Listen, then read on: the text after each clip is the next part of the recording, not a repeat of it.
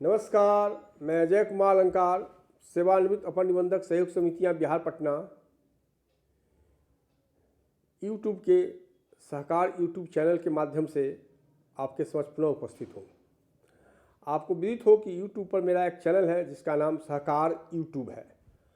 आप यूट्यूब पर जाकर सर्च करेंगे, टाइप करेंगे सहकार यूट्यूब, तो मेरा चैनल आपको दिख पड़ेगा। उसमें लगभग जो 52 वीडियो अपलोड किए गए हैं उनका अवलोकन कर सकेंगे। सभी वीडियो वैसे उन वीडियो में सभी वीडियो ऐसे हैं जिनका संबंध सहकारी समितियों के क्रियाकलाप गतिविधियों या बिहार सहकारी सोसाइटी अधिनियम 1935 तथा संशोधित के प्रावधानों और बिहार सहकारी सोसाइटी नियमावली 1959 तथा संशोधित के नियमों से है। 2 वीडियो मैंने ऐसे अपलोड किए थे जिनका संदर्भ हाल में संपन्न हुए पैक्स चुनाव के बाद उत्पन्न परिस्थिति था। एक वीडियो का शीर्षक था regarding deadlock of the managing committee. यदि मैनेजिंग कमेटी में डेडलॉक हो तो उसका क्या समाधान हो, उस पर मैंने विस्तृत चर्चा की थी। उसको सुनना चाहिए, देखना चाहिए। और दूसरा वीडियो था regarding PACS chairman and manager, वहाँ यदि गतिरोध हो तो क्या स्थिति बनती है। इसके बावजूद भी मुझे लगता है कि लोगों को स्थिति स्पष्ट नहीं हुई है और कई जिलों से मुझे फ़ोन आ रहे हैं। उनमें एक संदर्भ यह है कि यदि किसी पैक्स में प्रबंधक का पद रिक्त हो तो तब कोरम की स्थिति क्या होगी। हो सकता है कि प्रबंधक कार्यरत रहा हो, उसने त्यागपत्र दे दिया हो, या प्रबंधक हो ही नहीं, प्रबंधक की कभी नियुक्ति ही नहीं की गई हो, तब वहाँ कोरम की स्थिति क्या होगी। इस संदर्भ में मैं सबसे पहले जो पैक्स की विधि है या जो बिहार सहकारी सोसाइटी नियमावली है या बिहार सहकारी सोसाइटी अधिनियम है या फिर बिहार राज्य निर्वाचन प्राधिकार का जो पत्र है और सबसे अंत में माननीय उच्च न्यायालय पटना का एक निर्णय है, उसकी चर्चा करूँगा ताकि स्थिति आपको कुछ स्पष्ट हो सके और इस संबंध में आप अपना एक दृष्टिकोण बना सकें। सबसे पहले मैं चर्चा पैक्स की विधि की कंडिका 27 में पर करता हूँ। 27 में कहा गया है कि प्रबंध समिति की बैठक में 7 सदस्यों का कोरम होगा। बस इतना ही शब्द यूज किया गया है कि प्रबंध समिति की बैठक में 7 सदस्यों का कोरम होगा। यह स्पष्ट नहीं किया गया है कि ये 7 सदस्य सभी निर्वाचित होंगे या 7 सदस्य पैक्स प्रबंधक को लेकर होंगे, क्योंकि पैक्स प्रबंधक को पदेन सचिव माना गया है और उसको सदस्य संख्या में उसकी भी गिनती होती है। अब दूसरा मैं संदर्भ देता हूँ पैक्स की विधि की कंडिका 34 की उपकंडिका 2 पर। यह कहता है कि सोसाइटी के सभी कागजात पूंजी जिसमें नगद रोका और स्टॉक भी शामिल है एवं जायदाद जिस पर सोसाइटी का अधिकार है, प्रबंधक की जिम्मेवारी एवं अभिरक्षा में रहेंगे, अर्थात प्रबंधक ही कस्टोडियन होगा। मैं थोड़ा आगे बढ़ता हूँ। बिहार सहकारी सोसाइटी नियमावली 1959 का नियम 22 का उपनियम 2 में वर्णित है कि प्रबंध समिति के गठन के तुरंत बाद प्रबंध समिति के सदस्य एवं पदधारी प्रभार ले लिए समझे जाएंगे। पदधारी की परिभाषा अधिनियम की धारा 2 में के 6 में स्पष्ट है कि प्रभारी पैक्स के संदर्भ में पदधारी का आशय अध्यक्ष है। तो प्रबंध समिति गठन के तुरंत बाद में प्रभार ले लिए समझे जाएंगे। अधिनियम में भी धारा 14 में प्रावधान किया गया है कि प्रबंध समिति के सदस्यों की कार्यावधि निर्वाचन की तिथि से 5 वर्षों के लिए होगी। और नियम 22 का उपनियम 2 कहता है कि प्रबंध समिति के गठन के बाद प्रबंध समिति के सदस्य एवं पदधारी प्रभार ले लिए समझाएंगे। लेकिन यहाँ एक देखने की बात है कि प्रबंध समिति का गठन शब्द यूज किया गया है और फिर इसी नियम के उपनियम में क्या कहा गया है, इसी नियम 22 के उपनियम 2 में यह कहा गया है परंतु यह कि प्रबंध समिति का गठन तब तक पूर्ण नहीं समझा जाएगा जब तक कि पदेन सदस्यों यदि कोई हो, इफ एनी, सहित निर्वाचित सदस्यों की संख्या प्रबंध समिति के कुल सदस्यों की संख्या का 50% या अधिक नहीं हो जाएगा।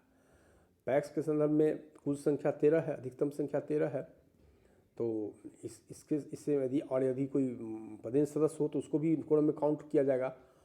और इसका आशय है कि पदेन सदस्यों की सहित यदि कोई हो तो कुल संख्या 7 होगी। अब जहाँ पदेन सदस्य कोई नहीं हो तो कोरम के लिए क्या संख्या होगी, इसको देखने की जरूरत है। सदस्य हो सकता है किसी पैक्स में 12 अध्यक्ष सहित 12 सदस्य निर्वाचित हो गए हों, तो वहाँ कोरम का क्या संदर्भ है। ऐसे तो कोरम का संदर्भ 7 माना गया है, तो इसको भी देखने की ज़रूरत है। या किसी पैक्स में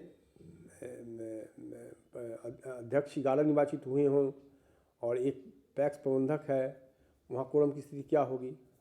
लेकिन ज़्यादा प्रश्न है कि जहाँ सदस्य संघ के अध्यक्ष सहित 12 सदस्य निर्वाचित हुए हैं कार्यकारिणी के, वहाँ पैक्स प्रबंधक नहीं है, वहाँ कोरम क्या होगा, इस पर भी विचार करने की अब जरूरत हो जाती है। अब थोड़ा सा हम आगे बढ़ते हैं। यह कहता है कि बिहार सहकारी सोसाइटी अधिनियम 1935 की धारा 14(2) में कहा गया है कि प्राथमिक सोसाइटी की प्रबंध समिति में पदधारक या पदधारकों की अधिकतम सदस्य संख्या 13 होगा। अधिकतम शब्द यूज करता है। आप पैक्स भी एक प्राथमिक सहकारी समिति है, इसमें कहीं कोई, तो इसमें कहता है कि अधिकतम 13 सदस्य होगा। ऐसा नहीं है, इसका अर्थ तो यही है कि ऐसा नहीं है कि 13 सदस्य होना ही चाहिए। बाद में मैं चर्चा करूंगा और इस पर। अब थोड़ा सा हम चले आते हैं बिहार सहकारी सोसाइटी अधिनियम की धारा 41 की उपधारा 5 पर। यह क्या कहता है, इसको भी आप देखिए। यह कहता है कि रजिस्ट्रार किसी निबंधित सोसाइटी को विघटित कर देगा यदि निबंधित सोसाइटी के बहुसंख्यक सदस्य और प्रबंध समिति के निर्वाचित पदधारी अपनी सदस्यता या पद से त्याग कर दे, या किसी निबंधित सोसाइटी की प्रबंध समिति की कुल संख्या का आधा किसी कारणवश रिक्त हो जाए, कुल सदस्य संख्या का आधा रिक्त हो जाए, यह भी प्रोविजन है। ऊपर 14(2) में कहा गया है कि अधिकतम सदस्य संख्या 13 है, और फिर नीचे 41 की उपधारा 5 में कहा गया है कि यदि कुल सदस्य संख्या का आधा किसी कारणवश रिक्त हो जाए तो रजिस्ट्रार प्रबंध समिति को विघटित कर देगा, यह भी प्रोविज़न है। अब मैं थोड़ा सा आगे बढ़ता हूँ। बिहार राज्य निर्वाचन प्राधिकार का एक पत्र है, वह पत्र है 1884 दिनांक 20/11/2019। वह कहता है कि कम से कम 6 सदस्यों के निर्वाचन की स्थिति होने पर ही निर्वाचन प्रक्रिया को आगे बढ़ाया जाएगा। वह 6 सदस्य को ही निर्वाचित करता है, क्योंकि उसने वो मान लिया है कि नहीं, एक पैक्स में कोरम में एक पैक्स प्रबंधक होगा ही। और क्वाइट नेचुरल कि वो 6 सदस्यों का निर्वाचन कर रहा है। कहीं कहीं यही स्थिति हो सकती है कि कोई मात्र 6 सदस्यों का ही निर्वाचन हुआ हो, तो वहाँ कोरम की क्या स्थिति होगी। तो इस स्थिति की मैंने कल्पना कर ली है, तो मात्र 12 सदस्य हैं, वहाँ पैक्स प्रबंधक है ही नहीं, तो वहाँ कोरम क्या होगा। और दूसरा, मात्र कहीं 6 सदस्यों का ही निर्वाचन हुआ हो वहाँ, और वहाँ भी पैक्स प्रबंधक यदि नहीं हो या पैक्स प्रबंधक किसी कारण से अनुपस्थित हो, तो वहाँ कोरम की क्या स्थिति होगी, इस पर भी विचार करने की ज़रूरत है। अब मैं एक संदर्भ दूंगा। माननीय उच्च न्यायालय पटना ने CWJC संख्या 15,746/2022 में जो एक निर्णय दिया था उसमें 2 बातों की मैं यहाँ चर्चा करूँगा। उसमें उस निर्णय में, वह निर्णय DCCB बेगूसराय के संदर्भ में था, और उसमें कहा गया था कि सेंट्रल कोऑपरेटिव सोसाइटी के संदर्भ में बोर्ड की अधिकतम संख्या, बोर्ड की निर्धारित संख्या 15 है, परंतु इसका यह अर्थ नहीं है कि जो निर्धारित सभी अनिवार्यतः सभी पदों को बढ़ाया जाना है।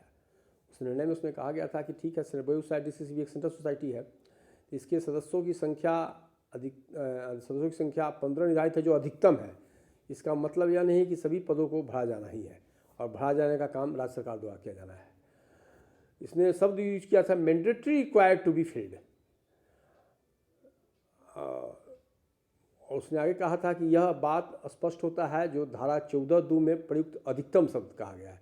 जो कहा गया है धारा 14(2) में कहा गया है कि प्राथमिक सहकारी सोसाइटी की प्रबंध समिति की सदस्य संख्या अधिकतम 13, केंद्रीय सोसाइटी की सदस्य संख्या, बोर्ड की सदस्य संख्या अधिकतम 15, और शीर्ष सहकारी सोसाइटी के बोर्ड की अधिकतम संख्या 17 होगी। ये अधिकतम संख्या है।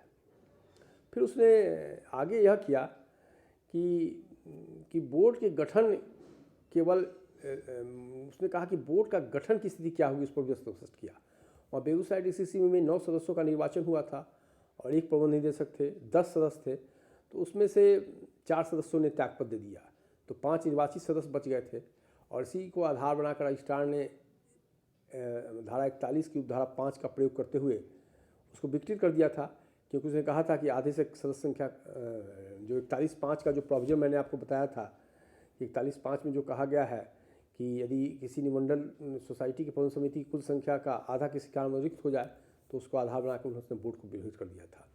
तो इस पर माननीय उच्च न्यायालय ने रजिस्ट्रार के ऑर्डर को रद्द कर दिया और उसने इसी संदर्भ में जो निर्णय दिया उसमें दो चीज़ कहा। एक कहा कि सदस्य संख्या अनिवार्यतः 15 नहीं होनी, जब फील्ड होने की जरूरत नहीं है, अनिवार्य अधिकतम 15 शब्द यूज किया गया है। और दूसरा, जो बोर्ड के निर्वाचित सदस्य हैं और एक प्रबंध निदेशक है, तो बोर्ड की तत्काल संख्या 10 ही है, तो कोरम उसी में डिसाइड होगा। उस बोर्ड के 9 सदस्य निर्वाचित सदस्यों में से 4 सदस्यों ने त्यागपत्र दे दिया था, तब भी कहा गया कि नहीं ठीक है, 5 सदस्य तो उपस्थित हैं और कोरम पूरा हो रहा है। तो इसको भी देखने की ज़रूरत है। तो अब इसका संदर्भ उन समितियों के संदर्भ में है जहाँ पैक्स अध्यक्ष नहीं है, पैक्स प्रबंधक नहीं है और 12 सदस्य निर्वाचित है, तो वहाँ कोरम यदि 50% देखेंगे तो हम उस हिसाब से 6 होगा। इसमें हमको लग रहा है कि इसमें हम लोग माननीय उच्च न्यायालय का निर्णय का संदर्भ ले सकते हैं, या फिर जो अधिनियम ही कहता है कि यदि कोई हो तब, तो जब है ही नहीं तब तो जो नियमावली में कहा गया है कि प्रबंधन समिति का गठन तब तक पूर्ण नहीं समझा जाएगा जब तक कि पदेन सदस्य हो, यदि कोई हो, सहित निर्वाचित सदस्यों की संख्या प्रबंधन समिति के कुल सदस्यों की संख्या का 50% अधिक नहीं हो जाए। तो जहाँ पदेन सदस्य है ही नहीं, प्रबंधक है ही नहीं और निर्वाचित सदस्यों की संख्या 12 है, तो उसमें से उसका 50% कोरम 6 के रूप में देखा जा सकता है। यद्यपि इस संबंध में तो निर्णय विभाग के स्तर पर होता है, लेकिन एक संदर्भ हम इसको ले सकते हैं कि कुल सदस्य संख्या जो 12 है और निबंधक नहीं, प्रबंधक नहीं है, तो कोरम के रूप में 6 सदस्य को भी 50% के रूप में देखा जा सकता है।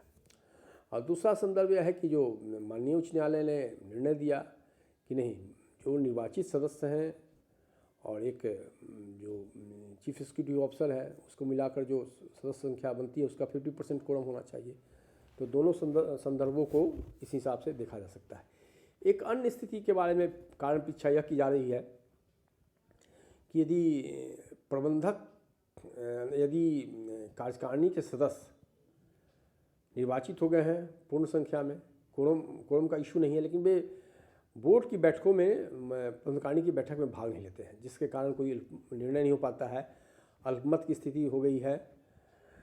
तो यहाँ मैं स्पष्ट कर देना चाहता हूँ कि यदि प्रबंधकारिणी के सदस्य बैठक में भाग नहीं लेते हैं, अल्पमत की स्थिति आ गई है, तो इसका मतलब यह नहीं है कि बोर्ड के विघटन की स्थिति बन गई है, क्योंकि प्रबंधकारिणी के सदस्य यदि अपना त्यागपत्र देंगे तो अध्यक्ष को ही देंगे, और अध्यक्ष कब निर्णय करेगा, किस तरह निर्णय करेगा, इसके बारे में स्थिति बहुत स्पष्ट नहीं है। बहुत होगा तो अध्यक्ष ऊपर निर्णय नहीं करेगा तो सेक्शन 48 में वो रजिस्ट्रार कोर्ट में जाएंगे अपना निर्णय के लिए। अदरवाइज वे जब तक उनके त्यागपत्र पर निर्णय नहीं होता है वे सदस्य माने जाएंगे। और यह संदर्भ माननीय उच्च न्यायालय द्वारा बेगूसराय सेंट्रल कोऑपरेटिव बैंक के बोर्ड के संदर्भ में दिए गए निर्णय में भी है। पहली बात। अब दूसरी बात है कि हो रहा है कि प्रबंधकारिणी की बैठक नहीं हो रही है, तो फिर महत्वपूर्ण कार्य जैसे धान अधिप्राप्ति का कार्य किया जाना है वो कैसे संपन्न होगा। मतलब निर्वाचित सदस्यों की संख्या कोरम के अनुरूप है, लेकिन वह बैठक में आ नहीं रहे हैं, जिससे कोरम पूरा नहीं हो रहा है। तो उसमें मैं एक थोड़ा सा संदर्भ देना चाहूँगा बिहार सहकारी सोसाइटी नियमावली के नियम 20 के उपनियम 4 का।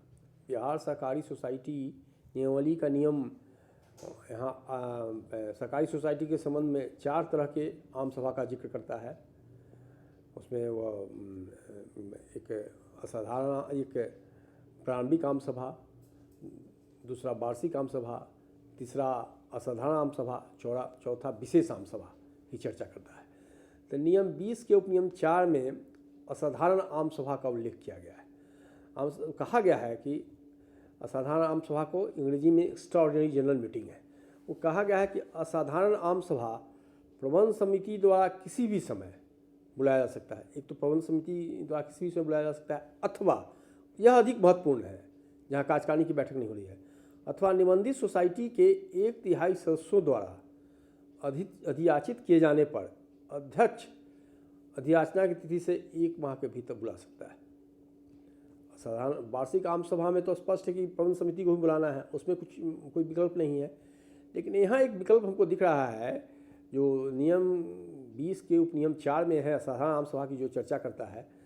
यह कहता है कि प्रबंध समिति किसी समय बुला सकता है, अथवा यदि उस सहकारी सोसाइटी के 1/3 सदस्यों का याचना हो तो उस याचना की तिथि से 1 महीना के अंदर अध्यक्ष साधारण आम सभा बुलाएगा।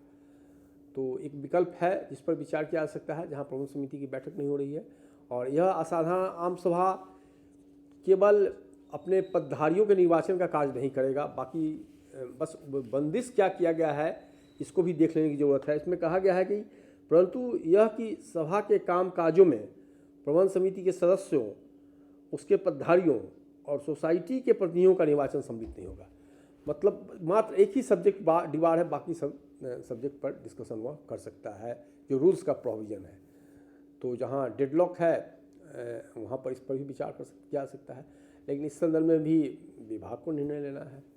जैसे जहाँ मात्र 12 सदस्य निर्वाचित हैं वहाँ कोरम की क्या स्थिति होगी वह भी विभाग के स्तर से स्पष्ट होना चाहिए। और इस तरह से ही जहाँ कार्यकारिणी की बैठक नहीं हो रही है और धान अधिप्राप्ति जैसे महत्वपूर्ण विषयों पर निर्णय नहीं लिए जा रहे हैं, जबकि निर्वाचन में कोरम पूरा है, लेकिन कार्यकारिणी की बैठक कोरम के अभाव में नहीं हो रही है, वहाँ क्या होना है उस पर भी विभाग को निर्णय लेना है। लेकिन जो विधियों में, नियमावली में, अधिनियम में जो प्रावधान है और बिहार राज्य निर्वाचन प्राधिकार मिनिमम 6 सदस्यों का ही निर्वाचन कराता है, यही स्थिति है, उसके पद से स्पष्ट है। और माननीय उच्च न्यायालय का जो बिहार बेगूसराय DCC के संदर्भ में निर्णय है, उन सभी बातों को मैंने आपके समक्ष रखा। इसके आधार पर भी एक निष्कर्ष निकाला जा सकता है। कहने का मतलब है कि देखिए, पैक्स एक जनतांत्रिक संगठन है और जो हमारा बिहार सहकारी अधिनियम 1935 की धारा 13 है, वह कहता है कि सरकार का, राज्य सरकार का दायित्व है कि वह पैक्सों में जनतांत्रिक प्रबंधन को बढ़ावा दे, लेकिन इस जनतांत्रिक प्रबंधन की प्रक्रिया में यदि कुछ लोग रोड़ा अटकाना चाहते हैं तो जो विकल्प है हमारे विधियों में है या अधिनियम में है, नियमावली में है, उनको तलाशा जाना चाहिए। इन विकल्पों पर ही मैंने चर्चा की और उसके अनुसार निर्णय लेना चाहिए।